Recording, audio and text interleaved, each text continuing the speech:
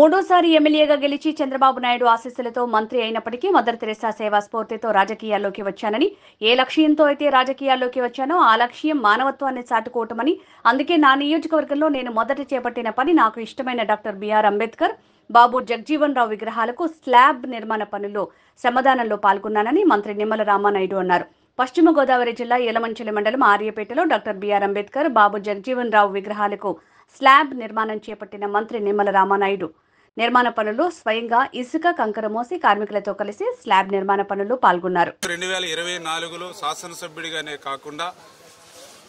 గౌరవ చంద్రబాబు నాయుడు గారి ఆశీస్సులతోటి జలవనరుల శాఖ మంత్రిగా కూడా బాధ్యతలు స్వీకరించిన, ఏదైతే ఏ లక్ష్యంతో అయితే నేను రాజకీయాల్లోకి వచ్చానో ఆ లక్ష్యం ఎప్పుడు కూడా నేను మర్చిపోకుండా ఉండాలనే ఉద్దేశంతో ఆ రోజు నేను జలవనరుల శాఖ మంత్రిగా బాధ్యతలు స్వీకరించి నా సొంత నియోజకవర్గం పాలకొల్లు విచ్చేసినప్పుడు నా నియోజకవర్గంలో నేను మొదలు పెట్టేటువంటి మొట్టమొదటి పని నాకు అత్యంత ఇష్టమైనటువంటి డాక్టర్ బిఆర్ అంబేద్కర్ గారు, అదేవిధంగా డాక్టర్ బాబు జగజ్జీవన్ రావు గారు ఎవరైతే విగ్రహాలకి పైకప్పు లేకుండా ఎండకి వానకి తడుస్తూ ఆరిపేట గ్రామంలో ఉన్నాయో ఆ శ్రమదానంతో ఆ రోజు మొట్టమొదటి పనిగా నా నియోజకవర్గంలో మంత్రిగా దీన్ని ఆ రోజు చేపట్టడం జరిగింది. ఈరోజు దాన్ని స్లాబ్ తీసుకొచ్చి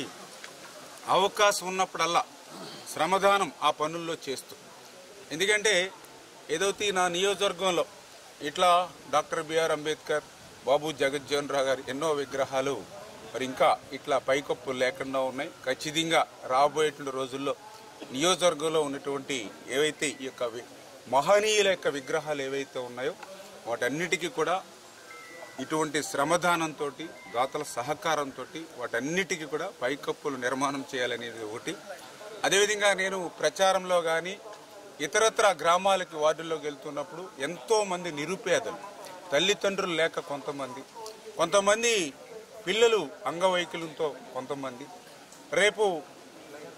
ఆ ఇంట్లో ఉన్నటువంటి యజమాని చనిపోతే ఎవరికి ఆసరా లేనిటువంటి వాళ్ళు కొంతమంది, ఇట్లా ఎంతోమంది కనిపిస్తున్నప్పుడు మానవీయ కోణంలో వాళ్ళకు కూడా ఏదైనా ఒక గూడు నిర్మాణం చేయాలి. అయితే నా ఒక్కరితోటే ఇటువంటి తలంపు సాధ్యం కాదు కాబట్టి అటువంటి పనుల్ని శ్రమదానంలో నేను కూడా భాగం పంచుకోవడం ద్వారా మిగిలిన వారు ఎవరైతే వాళ్ళ దాతలు ఎవరైతే ఉన్నారో వాళ్ళకు కూడా ఒక స్ఫూర్తినిచ్చి ఎస్ రామానాయుడు గారు ఒక మంచి కార్యక్రమంలో శ్రీకారం చుట్టడమే కాకుండా అందులో ఆయన స్వయంగా శ్రమదానం చేస్తూ భాగస్వాములు అవుతూ ఉన్నారు. కనీసం మనం శ్రమదానం చేయకపోయినా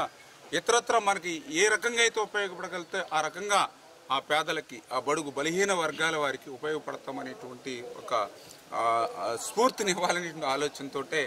నేను కూడా ఈ కార్యక్రమాల్లో పాల్గొంటూ శ్రమదానం చేస్తూ ఈరోజు కూడా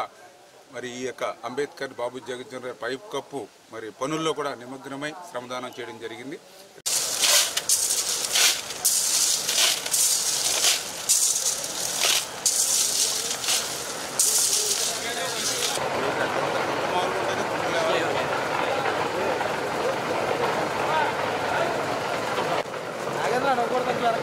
నాగేంద్ర ఎలా వచ్చా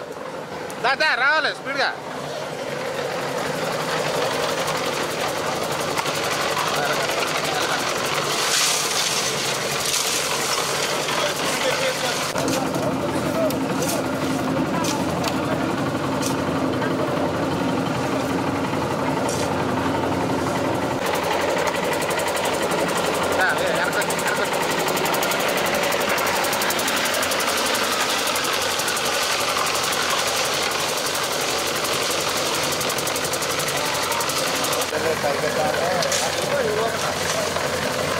నాలుగు